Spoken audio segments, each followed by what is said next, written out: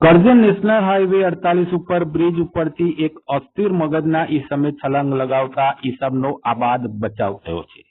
National highway 48 ઉપર આવેલા railway overbridge ઉપરથી છલાંગ મારી હતી। ઘટનાની જાણ કરજણ પોલીસને થતા પોલીસે ઈસમને સારવાર અર્થે હોસ્પિટલ ખસેડાયો છે। ઘટનાને લઈ બ્રિજ ઉપર લોકટોળા પણ એકઠા થઈ ગયા હતા। ઘટનામાં કહેવત સાર્થક થઈ છે કે રામ રાખે તેની કોણ ચાખે।